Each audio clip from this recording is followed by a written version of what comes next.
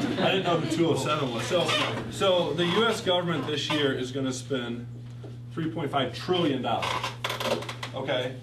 So of that $3.5 trillion, $2.5 trillion go to Medicaid, Medicare, Social Security, or interest on the debt. Okay? So what's that leave?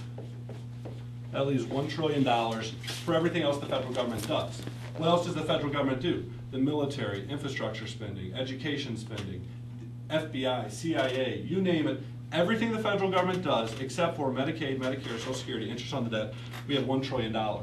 We were the highest, the state of Illinois is the highest taxed environment in the industrial world because of our state taxes and our federal taxes. It's very, you're at a very competitive disadvantage to operate here in the state of Illinois.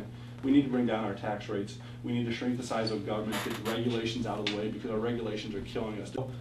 We need to make sure that when we put forward a bill, that the bill actually addresses the needs. And I don't think Obamacare does that. In healthcare, what are our needs? Our needs are tort reform.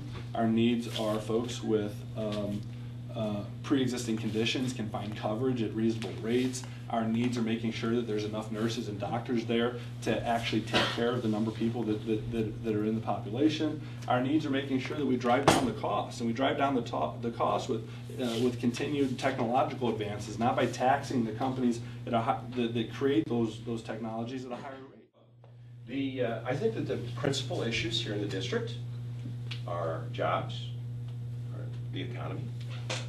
I think that infrastructure development is a critical issue.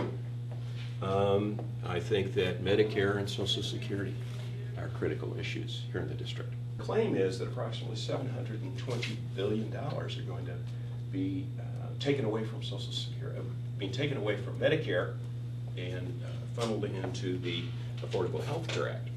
And that statement is, and I would venture to say that your parents probably paid a higher percentage of their income in taxes than does Mr. Romney. We know he only pays 14%. Well, you say Mitt Romney only pays 14% in taxes, right, but that is after that goes to the corporate level at 35%.